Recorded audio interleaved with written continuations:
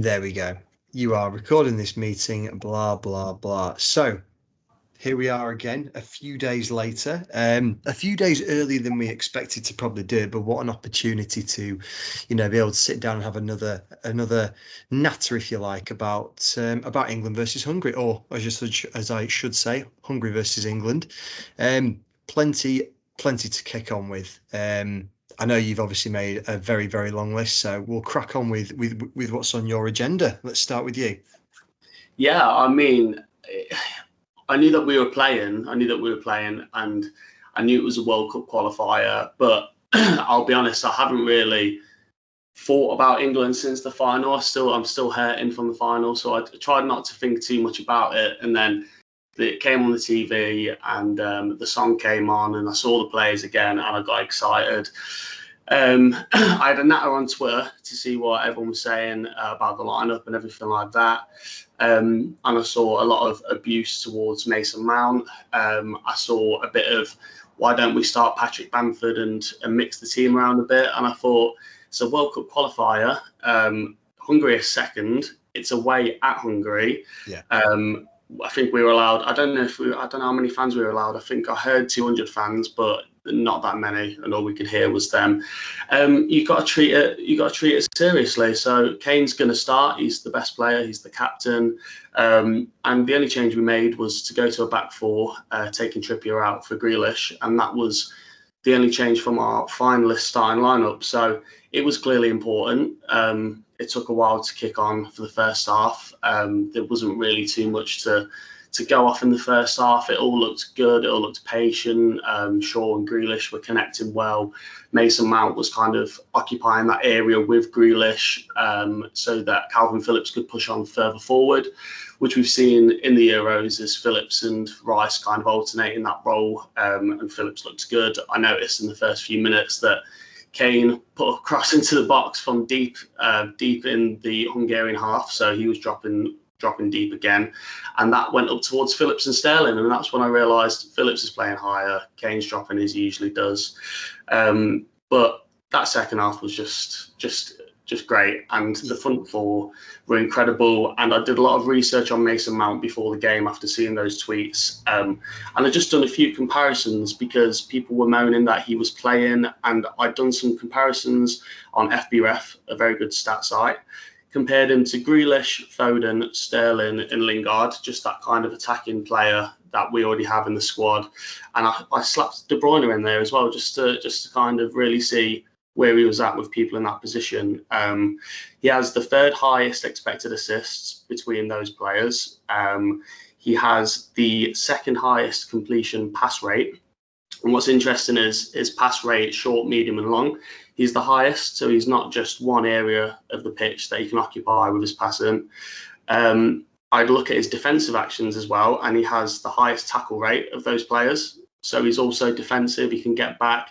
And he also has the highest press by a country yard, double the amount of Kevin De Bruyne, second place on that list. So he does get active around the whole pitch, passing, defending. He's got the highest blocks, again, double De Bruyne. He's got the highest interceptions, double De Bruyne, and he has the second most touches out of those players. So he's not what people think. He's not just Mason Mount, had a season at Derby, got picked by Frank Lampard and the Chelsea team. He was that the first season. He was the same as Tammy Abraham. He was the same as Tomori. He's not now. He's probably the only player that survived that kind of youth system from Frank Lampard. He's got the second highest dribble success rate, which is just behind Jack Grealish. And after tonight, seeing what Grealish can do with the ball again, I just wish he'd have started in the final. He was incredible. Grealish and Mount were both sensational in the second half, and they were just causing mayhem. Mount was involved in the first two goals. I think Grealish was involved in the last goal and the second goal. We got the assist. And I mean, Grealish was just toying with the defence before he laid off Declan Rice, who just slammed it in, and the keeper let it go underneath him. But it just proved how well we can play once we tire teams out in the first half. So yeah, I really enjoyed it. I really enjoyed the second half. I didn't enjoy the first half too much. I was trying to make notes and just see what kind of bits I could put together. But the second half was just, it was just a different class. So we looked good. And breathe. No, it's good to hear, to be fair, because I totally agree with you. I mean, obviously I've not gone into the stats or anything like that, and very much left that to you, to tell you the truth. But I must say, when I saw the team lineup, I did think to myself, that's strong. You know, he's going in to absolutely give them a hinding. And when I saw Grealish, I got a bit excited. I saw Sterling, I thought, okay, yeah, that's going to deliver a real high intensity, because, you know, Sterling got a lot of abuse during the beginning of the Euros. You know, he's not doing anything, and then obviously he becomes our number one baller, if you like. Obviously Grealish then came, you know, he did a lot for the team. But I thought, in, you know, this match, like you said, the first 45, you could have missed it and not really worried too much. You've not missed anything. But the second 45, it was turned on, it was turned up, and we just gave him an absolute battering. And it was, you know, we deserve so much more, just because Kane was just, he looks a bit rusty, to be fair. Some of those chances, you know, halfway through the season, he would have put them away. He got his hat trick, and it would have been such a good day at the office for him. I think ultimately a win's a win. It doesn't matter how you come across it, whether it's 1-0 like in the Euros or 4-0 like this was tonight. This was a very good performance. It was a very strong performance. It would have been good to have seen more people at 3-0 come onto the pitch, but to be quite honest with you, we got knocked over the line. We got the clean sheet. We got everything that we needed, the full package in that game. You know, a few people were replaced, which is good. Henderson got a few minutes for that kind of experienced set of eyes and feet on the pitch as well. Good to see Lingard on there, because obviously he was brilliant at West Ham last season. I'm looking forward to seeing actually what he can do for United if he does manage to break back into the team. But obviously it's good for his England performances as well that he was in again. Bamford, I think he'll probably come on at some point against Andorra. Andorra got a win tonight, I think it was. Can't remember who was it. Oh no, did they get a win tonight, or is it they were playing Poland? San Marino. Yeah, that was it. Yeah, I couldn't remember if they were playing Poland or not. So who were Poland playing tonight? Albania. That's the one. Yeah, I knew it was something beginning with A. So I think Bamford will get a chance at some point. I think he's a very similar striker to Kane. Kane's just got that experience head on him, and I totally agree with you. He should have been the starting striker by a country mile. One of the first people on the team sheet, if not the first, in my opinion. So yeah, okay. Well, let's move on to. Sorry, and I agree. Mason Mount. Do you know what he goes? He don't. He's one of those players you don't see doing a lot on the pitch, but actually it's because he's just so clinical. He's so efficient with everything that he does. I was watching a lot of Calvin Phillips tonight, not just because of the Leeds head that I've got on, but just simply because he seemed everywhere. Him and Declan Rice, I can't think of two better holding midfielders at the moment. They are absolutely outstanding together. They both do exactly the same job, but Calvin Phillips just manages to get himself higher up the pitch. I must say, when we played Croatia in that first game in the Euros, there was me and a few other mates of mine that we all support Leeds, and we were all looking at each other going, what on earth's he doing? He's being played so far out of position. But obviously that's why Gareth Southgate gets paid the money that I don't get paid, because you know, he's been put in that position and it just worked wonders. He was absolutely everywhere. I'd love to see his heat seek, you know, the heat mapping that, you know, you can get occasionally on Twitter or what have you. But he was just brilliant tonight. Some great interceptions. Same with Declan Rice. Like I say, the two of them just protect the defence so well. We'll go on to the goals very quickly. Sterling's goal, and it kind of goes into the racism with this as well. In fact, no, do you know what? I'll start with the racism bit, because for me, it wound me up something rotten. I heard that there could have been something on the news earlier on and what have you. What did you make of it all tonight? I just have no words for any of it ever. It blows my mind, and I didn't realise. I've been to Budapest. I've been to Hungary. It's a great place. I love the city. You just don't realise that whole countries can have like the same, like a massive view. That's so just disgusting. I didn't realise that. You just don't think about it because we're normal people, I suppose, and aren't racist. You don't really think about anything like that until it's kind of pushed in front of your face. Who is racist, who isn't, by country. Do you know what I mean? You don't think of, well, that's a racist country. Tonight they were just despicable. Those fans were disgusting. from the start throughout. They were silent and respectful for God Save the Queen. And I thought, okay, well, it's not. This probably It could be, not. it's turning out to be quite a nice one. Because I totally agree with you. When God Save the Queen came on, I'm thinking, okay, this is good. There's no booing. It's going to be it'd be nice to hear the banter coming through. You want some kind of hostility because it's the passion. But when it was, the monkey chants, it's unacceptable. It is disgusting. And quite honestly, I've written down, should FIFA ban Hungary from the tournament? And quite honestly, yes, they should do, because it should have happened to Bulgaria when it happened against England, however long ago it was now. But FIFA need to pull the fingers out with something like this. They need to make an example, because quite honestly, it's going to keep on going. I say so many countries. I don't know that, so I'm not going to say that actually. But you think of Bulgaria, you think of obviously tonight's game, and you just go, something needs to happen. Something Yeah, needs to happen, and the whip needs to be cracked harder on big time. these teams. Big time. And I think as well, because you'll get the, well, if we ban the team because of the fans, it'll affect the players. I think if such a proportion of the fan base is doing such a thing, how impossible is it for the players? Also, if I was a Hungarian player and I was so against the actions my fans were taking, I'd walk off the pitch. If I Yeah, was so you're right. quite simply, You'd and go, it's obvious. yeah, I would absolutely be going up to them and going, "What are you doing? Just Yeah. what are you doing?" And it's either in front of a camera to make a statement, because there's plenty of them around, either Hmm. in front of the fans. You'd take the pelters if you needed to, but you just be, yeah, it's just despicable. Anyway, I think that I don't want to give it too much time of day, to be honest with you. So let's leave it at Yeah. that. Absolutely. You have got a few other bits written down. So is there anything else? Well, what else do you want to go through on your list? Because it's a lot more extensive than mine, which is about five or 6 points, and four of them are goals. Well, yeah, let's go through the goals, because my list, the first half list is, I've gone through a bit of it. It wasn't too much of an exciting half, but the second half I've got just everything. But the goals, like you said about Phillips and Rice, I completely agree. I think once they're both in tune and know what they're both doing, they are indispensable. They protect the front line. But what I also noticed was both goals. The first two goals came from them. I think it was Declan Rice made the Yeah, tackle right. for the first goal, and he put a lovely ball through to Grealish. Grealish runs down the wing, and Mount finally overlaps him, because it was Yeah, something he wasn't doing in the first half. Mount overlaps Grealish. So it said he was playing in that kind of area with yeah, Grealish. you're right. He was. Yeah, yeah.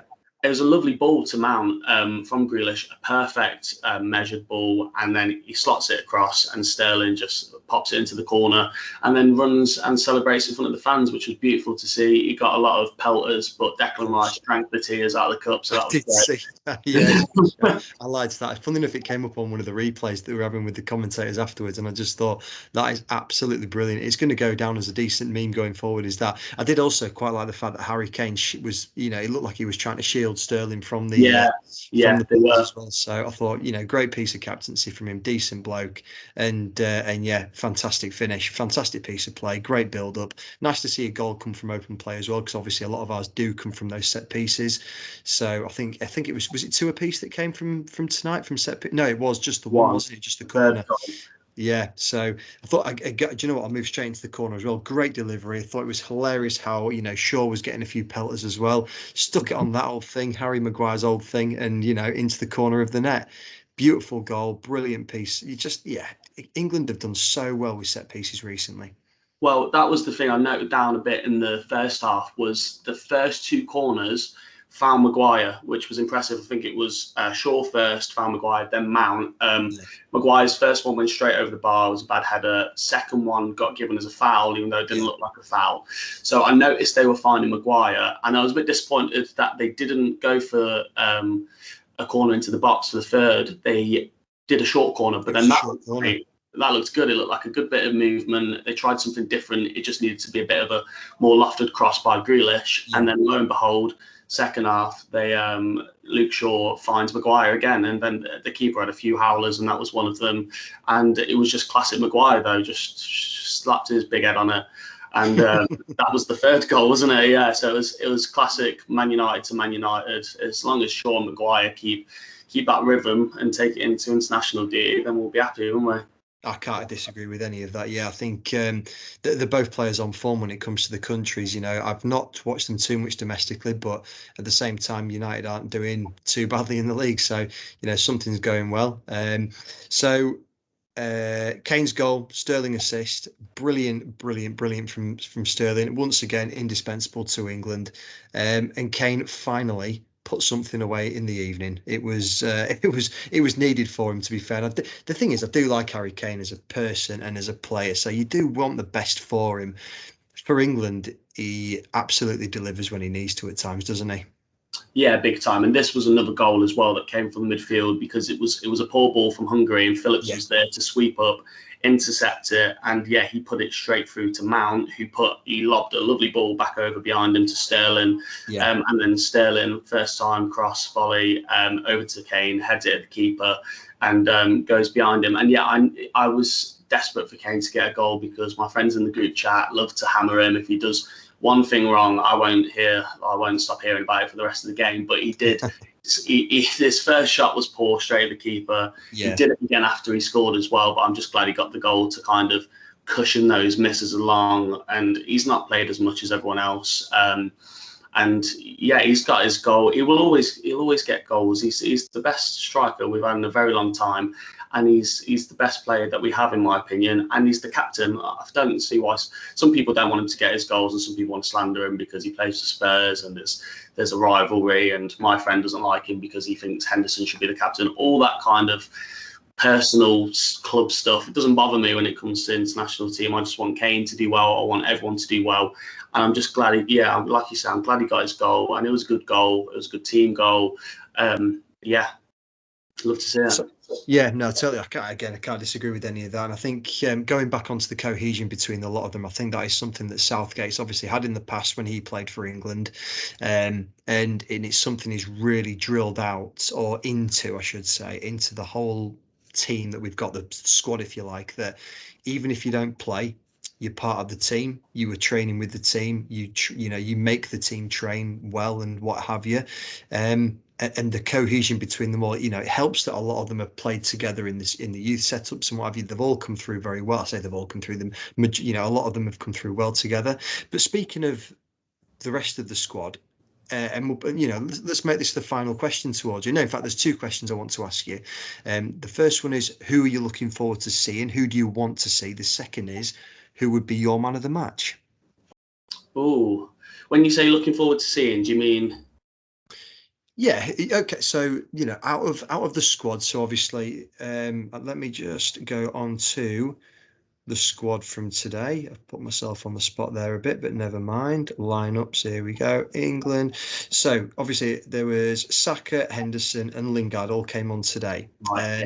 But then you've got people like Reece James, there's Tyrone Mings, Bamford, Jude Bellingham, Connor Cody, Trippier, Alexander Arnold. Is there anyone in that group of players that you're actually quite looking forward to getting on the pitch? So for me, for example, as a Leeds fan, looking forward to seeing hopefully a link up between Calvin Phillips and Patrick Bamford. But is there anyone in particular? Oh, to be fair, Jude Bellingham, I'm looking forward to seeing him as well. Is there anyone else that you're looking forward to seeing, or do you want to elaborate on any of those players? Well, that's it. You've nailed the two for me there. Bamford, absolutely. I don't know. I was quite concerned. Not concerned. I thought he should have got into the Euro squad. Yes. His statistics last season were just mad in the league. Not just goals, but assists. Yeah. He got more goals and assists than Ollie Watkins was in the provisional. And I thought it should have been Kane. I also thought, well, this is going off topic, but I also thought James Ward-Prowse should have been in the team. Should be in the team. And I also a great little wild card to bring off the bench. But yeah, I think Patrick Bamford, certainly, I can't wait to see him. And like you say, he's like Kane, so we'll be able to get on to the end. If the front three play like that again, Grealish, Mount and Sterling, Bamford will be eating goals for days. And Bellingham as well. Every time an international tournament or friendlies come along, I want to see Bellingham. I want to see what he can do. We know he's got a lot of talent and he's so young still as well. It's just trying to keep that rhythm of Phillips and Rice as well. So it's when we're 3-4-0 up, I'd like to see Bellingham come on. Same with Bamford. I always look forward to seeing Saka now after his Euros performance. Yeah, he was exciting during the Euros. So I'm looking forward to seeing him again. Reece James is a quality right back, but we've got right backs all over the place. Kyle Walker looked great tonight, and he put that ball through to Kane, which Fred through the high line, and Kane hit the keeper, but the ball to him was incredible. Outstanding. Yeah, I can't believe we've not spoken about it, but yeah, it was an outstanding ball through. It should have been a quality assist, but never mind.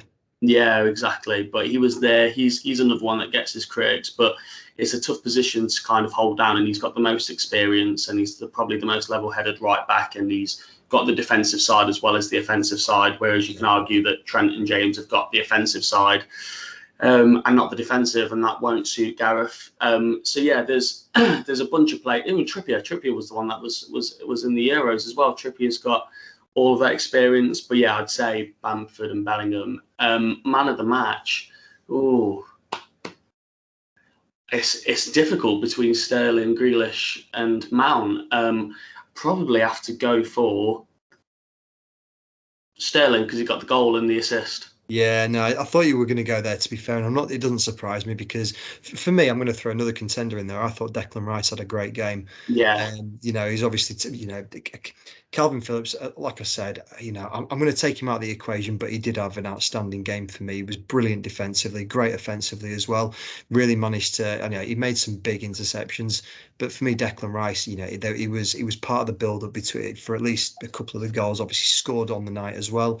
But yeah, I think for me, it needs to be Sterling. I thought he had a fantastic game, especially under the amount of pressure that he was probably feeling. But yeah, all in all, great game, and it does make you fall in love with England again. There's performances like this, and I think there's a lot going on in that England camp with the YouTube videos to really make you feel a bit closer.